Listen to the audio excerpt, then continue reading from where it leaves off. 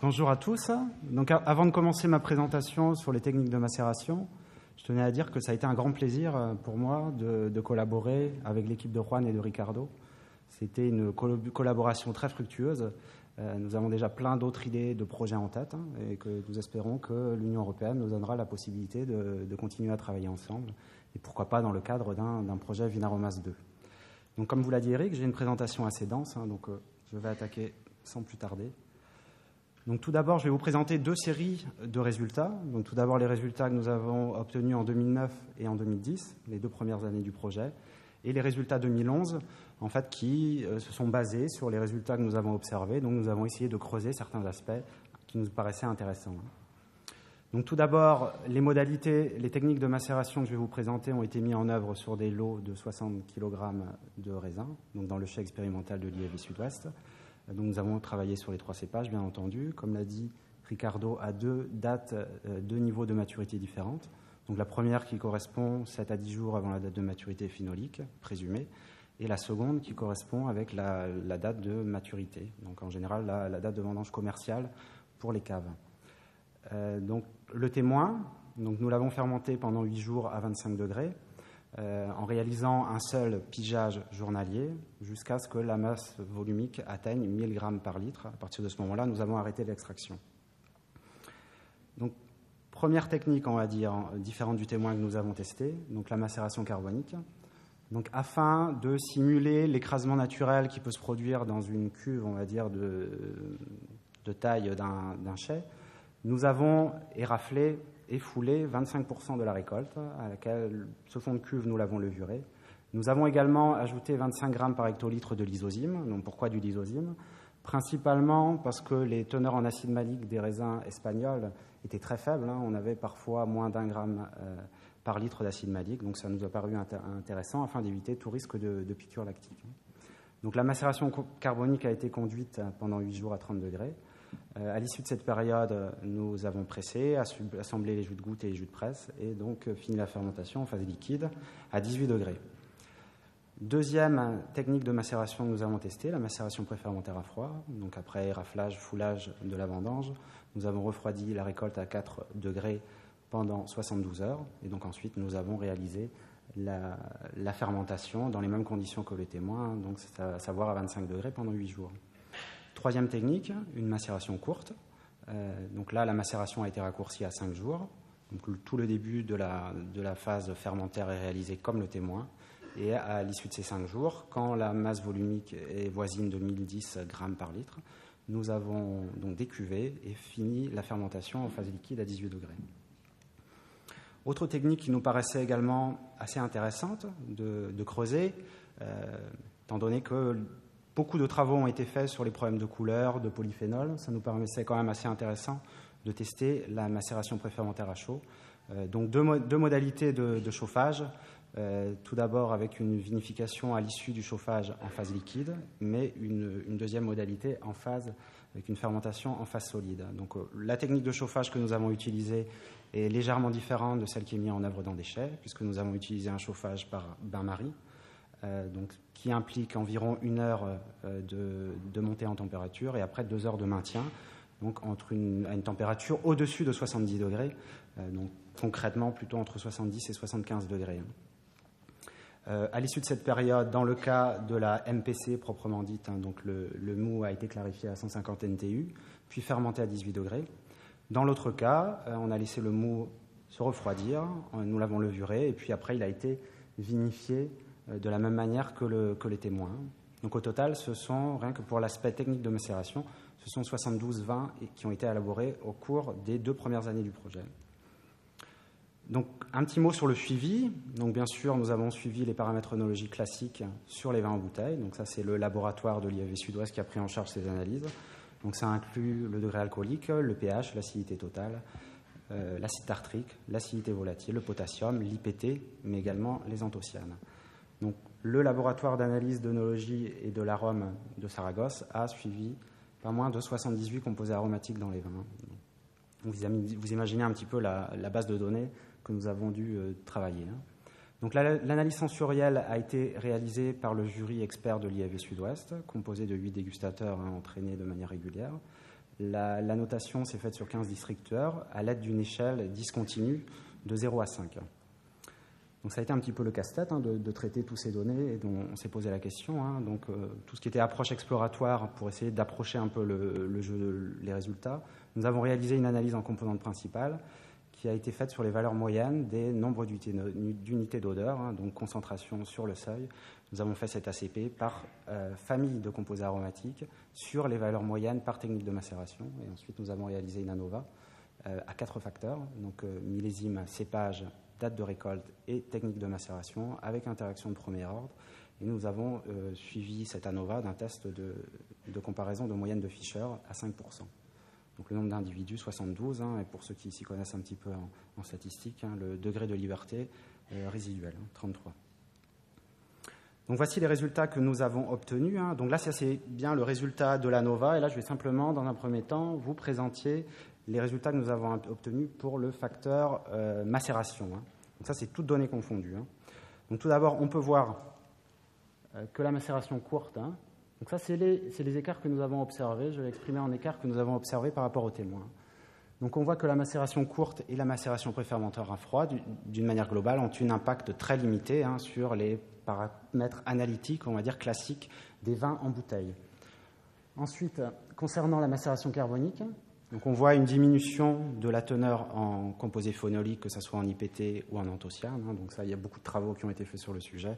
Donc on sait que le niveau polyphénolique des vins élaborés après macération carbonique est différent suivant notamment le cépage et les conditions de mise en œuvre.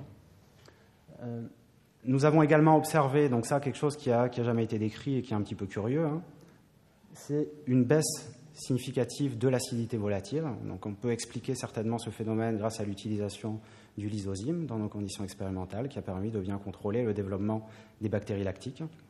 Autre phénomène sur les vins de macération carbonique, une diminution du degré alcoolique des vins.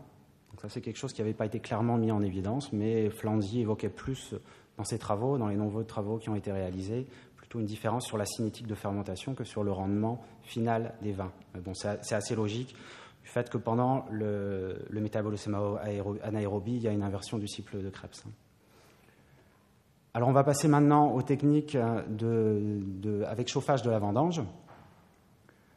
On observe sur la modalité qui a été chauffée plus vinifiée en phase solide, une augmentation de l'IPT. Donc ça, c'est des choses qui avaient déjà été montrées par nos collègues de l'IEV, Philippe Cotreau notamment et Jean-Michel Dessaigne. Ensuite, un élément aussi qui peut attirer notre attention, qu'on retrouve par ailleurs sur la modalité MPC-SO, mais également sur la modalité MPC, on observe une hausse significative de l'acidité volatile. Donc ça, pour apporter une explication à ce phénomène qu'on a pu observer, il faut remonter à des travaux qui sont assez anciens, qui datent de 1974, qui ont été réalisés par Poux et qui ont montré qu'un chauffage à 70 degrés de 45 minutes permettait une extraction de plus 35% de la teneur en acide aminé. Donc il y a certainement un lien avec cette extraction en acide aminé et l'augmentation de l'acidité volatile que nous avons pu observer. On observe également donc, sur la modalité MPC une augmentation de la teneur en potassium des vins. Donc, l'effet est supérieur lorsque l'on presse donc la vendange chauffée à chaud. Et on voit aussi qu'il y a une augmentation de la teneur en acide tartrique. Donc le potassium et l'acide tartrique sont contenus dans la pellicule des raisins. Et que d'une manière globale, l'excès d'acide tartrique n'est pas suffisant pour neutraliser complètement le potassium. Et donc il s'ensuit une diminution de l'acide total et une augmentation du pH.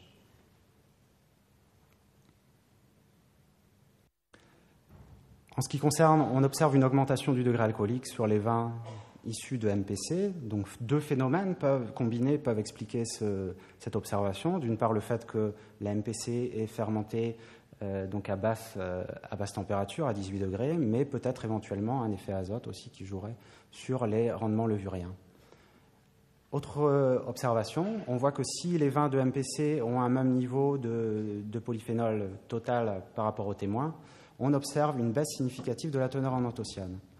Donc ça suggère très fortement une modification dans la structure des anthocyanes. Donc deux phénomènes possibles, soit une combinaison supérieure tannin-anthocyane, ou soit des phénomènes de dégradation sous l'effet de la chaleur. Donc, je vais vous présenter tout à l'heure les résultats que nous avons obtenus sur la composition aromatique des vins. Donc, parmi ces composés, il y a certains composés qui appartiennent à la famille des phénols. Et donc, on peut aussi penser en fait, qu'il y a un phénomène de dégradation et qui semble être confirmé par les résultats suivants. Donc, voici l'ACP dont je vous ai décrit tout à l'heure. Donc, on voit... on va pas s'attarder trop longtemps sur cet ACP, mais on voit que la macération carbonique et la macération préfermentaire à chaud suivie d'une vinification en phase liquide ont un placement sur l'ACP qui est vraiment différente des autres techniques, que ce soit le témoin, la macération courte, la macération préfermentaire à froid ou la macération préfermentaire à chaud suivie d'une vinification en phase solide.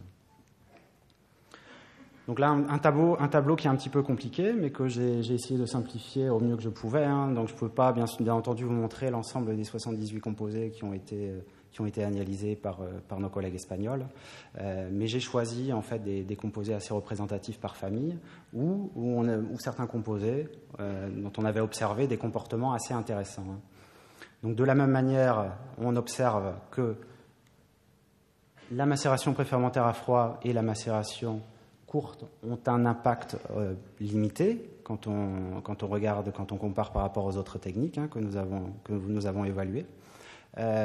Sur la macération carbonique, nous avons pu confirmer pas mal de résultats qui ont déjà été publiés, donc il y a plus de 15 ans, notamment par Ducruet, qui avait observé une augmentation des vins, de la teneur en monoterpénol des vins. Donc là, c'est le cas, donc là, je vous ai montré le citronellol, mais également une augmentation de la teneur des vins en eugénol et en composé de la famille des cinnamates. Donc là, je vous ai mis le cinnamate d'éthyle, mais c'est exactement la même tendance pour le dihydrocénamate d'éthyle.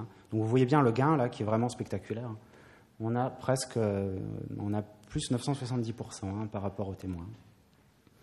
Donc, en plus de ces conclusions, nous avons également observé une augmentation dans ces vins de la teneur en 3-mercaptohexanol, donc plus 117%. Donc ça peut s'expliquer éventuellement aussi par un effet azote. Donc l'augmentation, l'enrichissement des mous de macération carbonique en acide aminé a déjà été prouvé, notamment par Flanzy. Et donc ça pourrait rejoindre les travaux que Rémi nous a présentés ce matin, notamment de Subilo. En ce qui concerne les deux modalités avec chauffage de la vendange, on peut observer notamment une augmentation en 2-furfuryltiol sur les modalités chauffées puis vinifiées en phase solide et sur la macération préfermentaire à chaud de manière assez logique. On observe une augmentation en acide gras, donc là je vous ai mis l'acide octanoïque, en ester éthylique et en acétate. Donc là, vous voyez aussi que les teneurs en alcool supérieurs sont moindres sur les vins de macération carbonique et de macération préfermentaire à chaud. Donc ça, c'est dû essentiellement au fait que ces vins sont fermentés en phase liquide. On observe quelques phénomènes assez intéressants sur les deux vins issus de thermotraitement. D'une part, une baisse en monoterpénol, une baisse également en bêta-damascénone et en crézol. Donc le crézol, dans le cas de nos vins, c'est un composé qui a un impact aromatique quasiment nul, mais je vous ai mis là juste pour illustrer la baisse en phénol. Et on voit que ces baisses à la fois en monoterpénol et en crézol est très bien corrélée à l'augmentation en alpha-terpinéol et en gaiacol. Ce qu'il faut savoir, c'est que ces deux produits, le gaiacol, je vous ai mis le gaiacol, mais j'aurais très bien pu vous citer aussi le 2,6-diméthoxyphénol, sont des produits de dégradation connus des phénols. De même, l'alpha-terpinéol est un produit connu de dégradation des monoterpénols.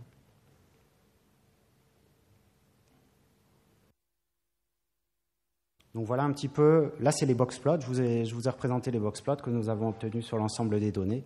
Donc ça illustre, ce n'est pas forcément des liens directs d'une molécule à l'autre, mais on voit donc que la teneur en citronellol est très fortement pénalisée sur les vins issus de traitements thermiques. Donc alors, d'un autre côté, on voit que les teneurs en alpha-terpinéol sont augmentées, et de même pour les composés de la famille des phénols. Donc alors un quelques éléments de réflexion. Justement, Rémi avait commencé à évoquer ce matin le 3-mercaptohexanol dans les vins rouges. Donc là, je vous présente les box plots que nous avons obtenus sur les teneurs en 3-mercaptohexanol des vins. Et donc, on voit qu'au moins, il n'y a pas d'effet significatif, alors qu'on aurait pu peut-être s'attendre à avoir une augmentation en 3-mercaptohexanol dans les vins. Donc, pourquoi une augmentation ? On a vu que le traitement à chaud, spécialement quand on pressait les raisins à chaud, on avait une extraction supérieure, donc vraisemblablement d'acide aminé, mais aussi de potassium, d'acide tartrique. Donc on pourrait s'attendre à extraire plus de précurseurs de la pellicule de raisin. D'une part, on pourrait avoir aussi un effet acide aminé, donc qui n'est toujours pas vérifié. Je vous parle des travaux de Poux, mais aussi un effet turbidité. On va rentrer plus dans le détail.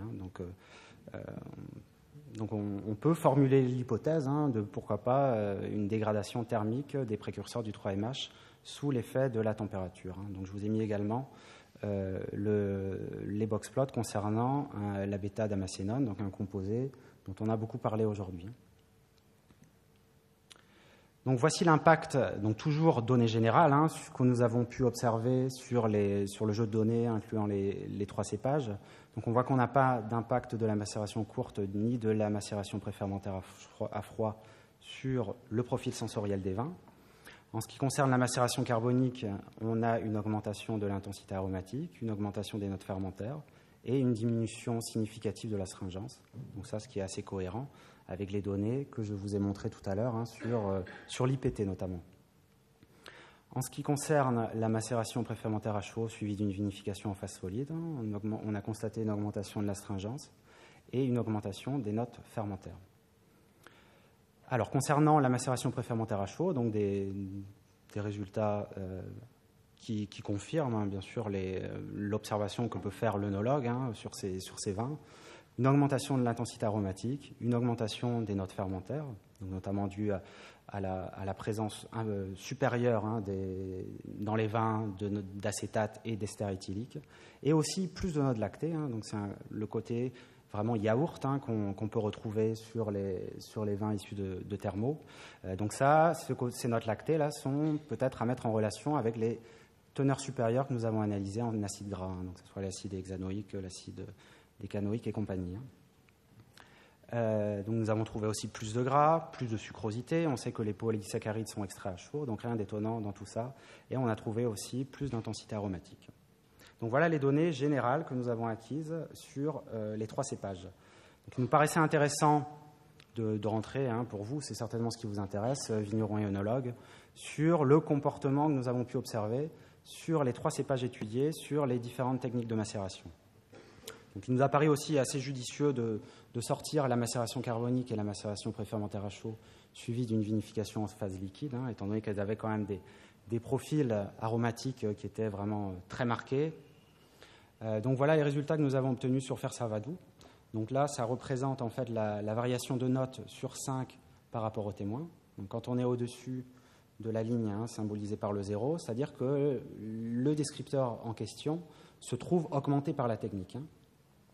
Donc on peut observer tout d'abord que la macération préfermentaire à froid, cette technique-là, on se retrouve quasiment tout le temps en dessous du témoin, voire très légèrement supérieur. Donc cette technique ne nous a pas paru particulièrement intéressante sur les vins de Fer-Servadou. Ensuite, la MPCSO, donc on voit qu'elle a un comportement qui finalement, même si sur l'ACP il est très proche du témoin, se rapproche quelque part un petit peu plus des vins élaborés par MPC. Donc ça permet donc d'augmenter les notes fermentaires et de diminuer les notes pyrasiques. Donc par contre, la macération courte, on voit qu'en tout cas, à mon sens, elle présente un intérêt assez intéressant, notamment pour augmenter, améliorer les notes de fruits rouges sur le cépage Servadou, tout en diminuant aussi les notes pyrasiques. Donc la macération courte, c'est celle-là. Donc plus de fruits rouges, moins de pyrazine. Maintenant, nous allons passer au cépage Grenache. Donc, comme vous pouvez le voir, on a un comportement complètement différent. On a une réponse du cépage qui est différente en fonction des techniques testées. Donc, tout d'abord, la macération préfermentaire à chaud suivie d'une vinification en phase solide. Je ne vais pas rentrer dans le détail parce qu'on observe sur cette technique la même chose que ce que nous avons pu observer sur Fer Sarvadou. Alors là, on voit que la macération courte a un impact vraiment très limité. En général, on a des notes en dessous de celles du témoin pour presque l'ensemble des descripteurs. Donc la macération courte, c'est celle-là. Par contre, on voit que la macération préfermentaire à froid permet d'augmenter par rapport à une vinification classique, donc à la fois les notes de fruits rouges, mais également les notes épicées. Donc, je pense que vous connaissez un petit peu la variété Grenache, et je pense que je ne ferai pas une erreur en disant qu'à la fois les notes de fruits rouges et d'épicés sont des bons descripteurs associés aux arômes de Grenache. Concernant le Carignan, donc encore une fois un profil vraiment différent, donc on voit que presque toutes les techniques vont, entre guillemets, pénaliser le potentiel aromatique des vins. En tout cas, on observe des notes qui sont inférieures à celles du témoin pour presque l'ensemble des descripteurs. Donc il me paraissait intéressant de rajouter la macération carbonique. Donc là, je ne vais pas révolutionner l'œnologie, c'est quelque chose que vous savez déjà. La macération carbonique est une technique qui réussit très bien au cépage Carignan. Donc là, dans notre cas précis, ça permet d'augmenter l'intensité aromatique, l'intensité des notes fermentaires, mais également les notes pyrasiques. Donc je ne pense pas que ce soit vraiment des notes, des molécules, des méthoxypyrazines qui soient en jeu, mais en tout cas, c'est la perception. Donc d'une manière globale, ça permet de rafraîchir un petit peu le nez des vins et donc en tout cas, c'est comme ça qu'on le décrit à l'IEV Sud-Ouest, diminuer la maturité du fruit, en tout cas la perception de maturité du fruit. Donc, alors, les conclusions pour les 2 premières années d'études, donc 2009-2010. Donc, on a vu que la macération courte, la macération préfermentaire à froid et la macération préfermentaire à chaud, suivie d'une vinification en phase solide, possèdent un profil ou confèrent au vin un profil sensoriel qui est proche du témoin, mais qu'au-delà de ces considérations analytiques, tout ce qui est de la chimie de l'arôme, on avait observé quand même un intérêt de la macération carbonique sur Carignan, de la macération préfermentaire à froid sur cépage Grenache. Donc vous aurez l'occasion tout à l'heure de déguster ces vins, mais également sur Fer Sarvadou, l'intérêt de la macération courte. Donc à la différence, et en préparant justement la dégustation à laquelle vous allez assister, vous allez être convié tout à l'heure. On ne s'était pas rendu compte, parce que les vins sont dégustés environ un mois et demi après la mise en bouteille. On a observé, par contre, sur la macération courte, qu'on avait plus d'agressivité en fin de bouche. Donc les vins avaient tendance à être un petit peu plus agressifs. Donc ça, ce n'est pas tout à fait étonnant si on réfléchit que tout ce qui est polysaccharide, tout ce qui va enrober le vin, est plutôt extrait, donc sous l'effet de l'éthanol. Donc peut-être qu'on aurait moins de phénomènes d'enrobage en décuvant plus tôt. Donc voilà, je vous laisserai juge quand on dégustera cette technique sur Fer Sarvadou tout à l'heure. Donc nous avons mis en évidence que le chauffage de la vendange induisait de fortes modifications sur les paramètres analytiques, donc que ces phénomènes étaient plus marqués dans le cas des traitements MPC, donc quand les raisins étaient pressés à chaud. Et nous avons vu aussi une modification de la composition aromatique des vins. Donc nous avons mis en évidence moins de composés d'origine variétaux, donc ce qui peut laisser penser à une dégradation thermique. Donc les vins de MPC ont plus d'ester, plus d'acides gras, et ça c'est en lien avec la fermentation à basse température d'un moût riche en azote et très bien et bien clarifié. En ce qui concerne la macération carbonique, nous avons montré qu'il y avait plus de cinnamate, donc à des concentrations qui étaient 10 fois supérieures à celles du témoin, et que nous avions également plus de bêta-damascénone et plus de 3-mercaptohexanol dans les vins issus de macération carbonique. Donc à partir de ces résultats, il nous a paru intéressant d'approfondir un petit peu, notamment sur les techniques, les macérations préfermentaires à chaud. Et nous avons également essayé de voir un petit peu dans nos conditions de travail, dans nos conditions de chauffage, quelle était l'incidence du chauffage de la vendange sur la teneur en azote des moûts. Une question également que nous nous sommes posées, donc c'est quelque chose qu'on entend beaucoup. On sait que les vinificateurs qui utilisent ce type de technique font moduler à la fois la turbidité et la température pour essayer de faire varier le profil sensoriel. Donc nous avons essayé 2 niveaux de turbidité, 800 NTU et 150 NTU, et 2 niveaux de température de fermentation, 18 et 25. Et ça, nous l'avons réalisé sur l'ensemble des cépages de l'étude. Et par rapport au phénomène de dégradation que nous avons observé, donc en chauffant entre 70 et 75 degrés, il nous a paru assez intéressant aussi de voir quel était l'impact d'un chauffage de la vendange à 50 degrés. Donc, je vais vous présenter tous ces résultats maintenant. Donc, voici l'incidence que nous avons observée du chauffage de la vendange sur l'azote des mous. Donc, comme vous pouvez le voir, le gain il est bien supérieur aux 35% que Poux décrivait en 1974. Donc, nous avons observé sur fer Servadou une augmentation de 199% de la teneur des mous en azote. Je dis en azote, je devrais plutôt dire en acide aminé, parce que vous voyez sur ce graphique que l'azote ammoniacal n'est quasiment pas impacté. Et sur Carignan, donc une augmentation, un gain qui est moindre. Ça, c'est très certainement à mettre en relation avec le niveau initial que nous avons trouvé sur les raisins de ces deux variétés. Donc on avait bien plus d'azote, une teneur environ de 250 mg par litre d'azote assimilable sur le Carignan, alors qu'elle était entre 100 et 150 sur le fer Servadou.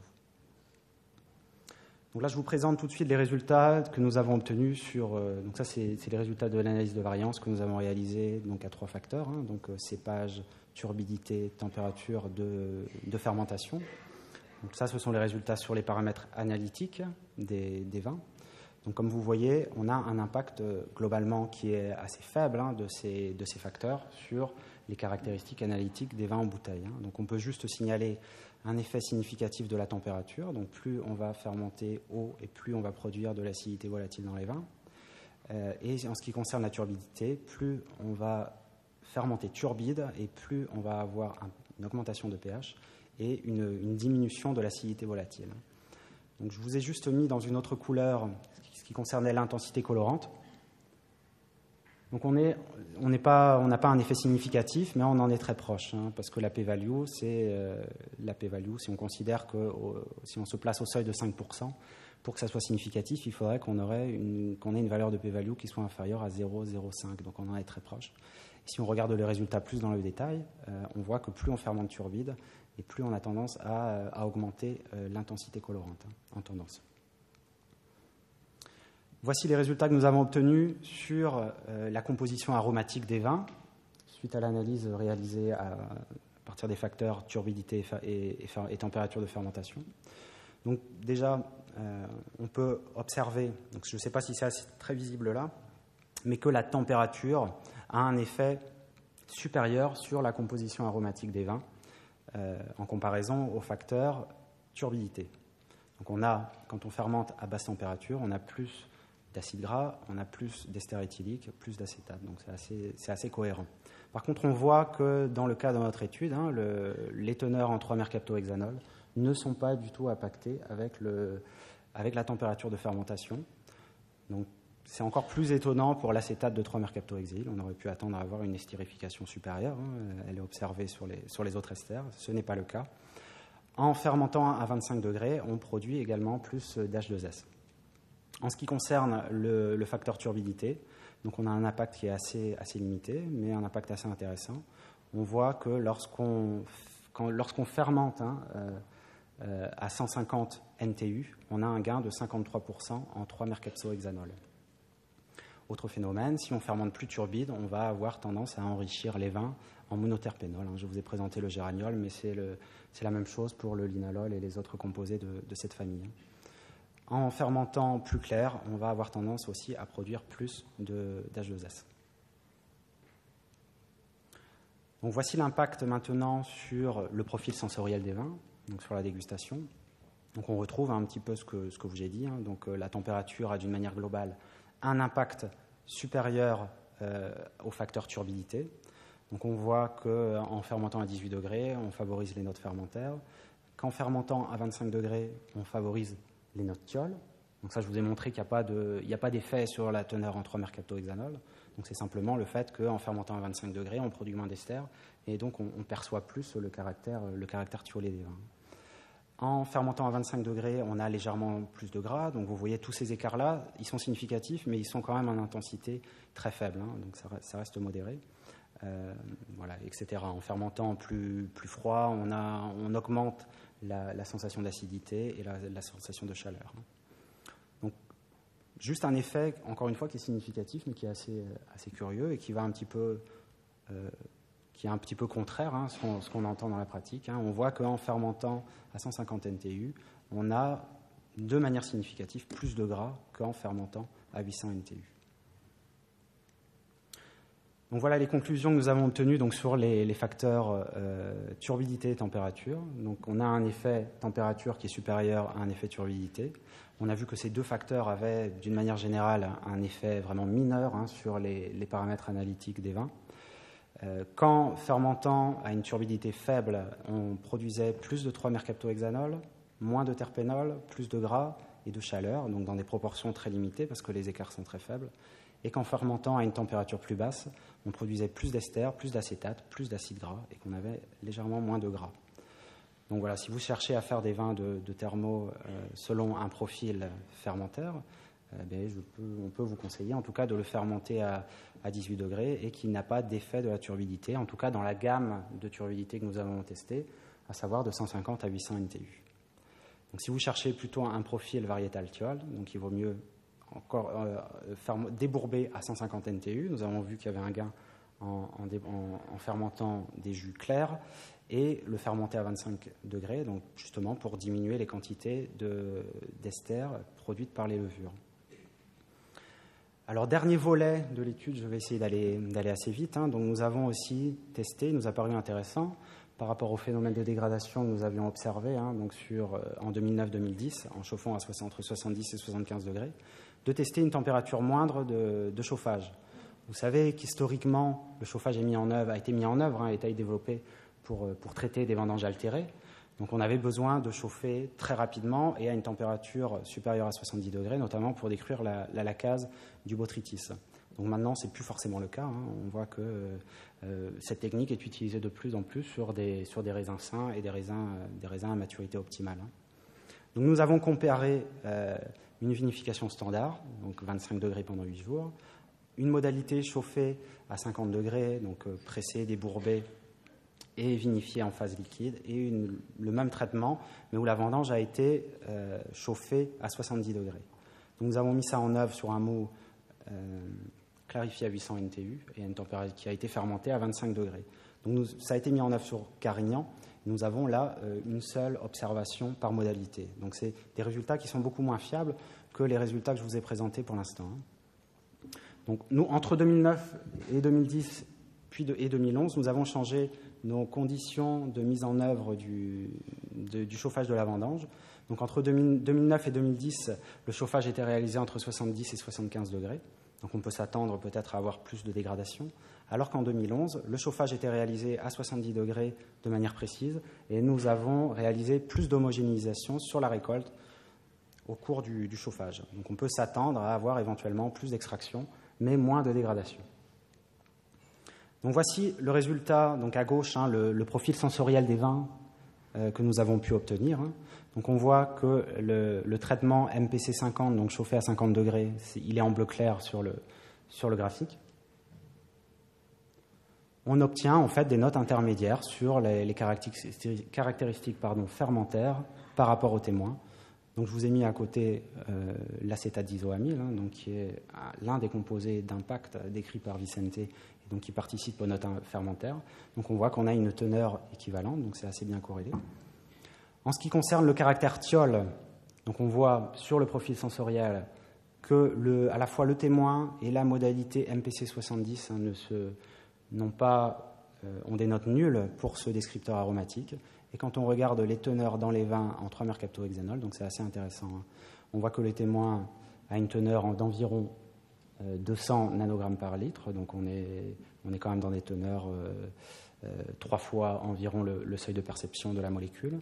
On a une teneur moindre sur la modalité MPC 70, donc ça peut nous faire penser au phénomène de dégradation que je vous ai présenté précédemment, alors que sur la modalité chauffée à 50 degrés, on voit qu'on a une teneur qui est quand même très largement supérieure, donc c'est assez bien corrélé en tout cas à la description qu'en a fait le jury de dégustation. Quelque chose d'important maintenant, la bouche aussi. Alors, D'une manière générale, on voit qu'on a un profil qui est un petit peu intermédiaire entre le témoin et une thermo classique chauffée à 70 degrés. Mais on retrouve quand même le profil de thermo. On observe moins d'agressivité et plus de sucrosité en comparaison du témoin vinifié de manière traditionnelle. Donc je vous ai mis juste les graphiques. Là, on voit que dans nos conditions de réalisation, donc 2 heures à 50 degrés, on avait quand même une baisse assez importante de l'IPT et de l'intensité colorante sur la modalité chauffée à 50 degrés. Alors quelques diapos avant de finir, donc pour illustrer les phénomènes de dégradation que je vous ai montrés, la dégradation des phénols. Donc ça c'est encore une fois assez intéressant. Donc à la fois le guaiacol et le 2,6-diméthoxyphénol, qui sont des produits de dégradation connus des phénols. On voit qu'on retrouve sur la modalité chauffée à 70 des teneurs qui sont vraiment supérieures en ces composés. Donc ça peut alors qu'on ne le retrouve pas sur la modalité chauffée à 50 degrés, donc ça peut nous faire penser que la dégradation des phénols est un phénomène qui intervient entre 50 et 70 degrés. En ce qui concerne d'autres composés importants qui participent à l'arôme des vins, dont on a longuement parlé également, donc on voit que sur la modalité chauffée à 50 degrés, on a des teneurs supérieures, très légèrement supérieures aux témoins, et qu'on retrouve des teneurs très inférieures aux témoins sur la modalité chauffée à 70 degrés. Donc là, on peut penser que la dégradation de la bêta-damascène, de ses précurseurs, intervient entre 50 et 70 degrés. Alors, de manière assez curieuse, on n'a pas observé le même phénomène que nous avions constaté en 2009 et 2010 sur les composés de la famille des monoterpénols. Donc là, je vous ai mis l'exemple du linalol. Donc on voit qu'on a, c'est assez étonnant, donc plus de monoterpénol dans les vins qui ont été chauffés, dans les vins élaborés à partir des raisins qui ont été chauffés à 70 degrés. Donc comme je vous ai dit, nous avons modifié nos conditions de chauffage et donc nous avons chauffé en 2011 légèrement plus bas. Donc on peut penser, on peut émettre l'hypothèse que la dégradation des monoterpénols que nous n'avons pas pu observer en 2011 se réalise pour des températures qui sont supérieures à 70 degrés. Donc voilà les conclusions sur le chauffage de la vendange. Donc nous avons pu observer, donc à partir de ces résultats, on peut émettre quelques hypothèses, donc qu'il faudra bien entendu vérifier. C'est-à-dire que la dégradation des thiols, des phénols et des C13 intervient à une température comprise entre 50 et 70 degrés, et que celle des monoterpénols interviendrait pour une température supérieure à 70 degrés. Donc le chauffage à 50 degrés paraît une option intéressante pour moduler l'expression aromatique des vins, tout en gardant le profil thermo assez caractéristique, donc moins d'agressivité, plus de souplesse. Donc bien entendu, les résultats que je vous présente là méritent d'être approfondis, puisqu'on a simplement une seule observation à 50 degrés, même si les résultats que nous avons obtenus sont assez cohérents à partir des hypothèses que nous avions formulées en 2009-2010. Donc bien sûr, il faut encore préciser toutes les conditions de réalisation du chauffage pour obtenir un niveau phénolique suffisant, donc à savoir notamment peut-être la durée de chauffage et l'adaptation de cette durée de chauffage au cépage. Il faudra aussi bien sûr suivre le développement des levures apiculées, donc l'Ochera apiculata, qui pourrait se développer lorsqu'on ne chauffe pas de manière suffisante le mou. Même si des résultats que j'ai trouvés sur le lait, donc le lait c'est un pH complètement différent de celui du vin, on est plutôt à un pH 6,5, ont montré que ces levures ne résistaient pas 30 secondes à une température de chauffage de 56 degrés. Donc en conclusion générale, sur les techniques de macération, nous avons réussi à caractériser de manière assez fine, même de manière très fine, 5 techniques de macération et donc l'impact sur la composition aromatique des vins. Nous avons mis en évidence des phénomènes de dégradation sur les modalités chauffées. Donc les techniques testées possèdent un intérêt. L'intérêt des techniques testées diffère en fonction du cépage. Donc la macération courte apparaît particulièrement intéressante sur le fer Cervadou. Sur le Grenache, la macération préfermentaire à froid et la macération carbonique sur le Carignan. Donc à la fois la température de chauffage, la turbidité et la température de fermentation possèdent un impact sur le profil aromatique des vins. Donc ça peut l'ensemble des résultats que nous avons obtenus peut nous envisager de faire des process intégrés, depuis réfléchis, d'une manière du vignoble, pourquoi pas envisager une fertilisation azote plus soufre, donc là le lien est tout fait avec la présentation de Carole qui va suivre. Envisager ensuite un chauffage à 50 degrés et de débourber à 150 NTU et de fermenter à 25 degrés pour avoir vraiment un profil variétal, pourquoi pas de type Thiol. Donc il reste bien entendu beaucoup de travail à faire sur le jeu de données. Donc je vous rappelle que nous avons élaboré plus de 220 au cours du projet. Il y a 80 variables aromatiques qui ont été suivies. Il y a beaucoup de données encore analytiques et puis les données de dégustation. Donc nous avons encore pas mal de travail sur la planche. Donc là, c'est l'ensemble des vins qui ont été élaborés au cours du projet. Donc ça, c'était la séance de dégustation que nous avons fait il y a 2 semaines, afin de choisir les vins qui vous seront offerts à la dégustation à l'issue des conférences. Voilà, je vous remercie pour votre attention.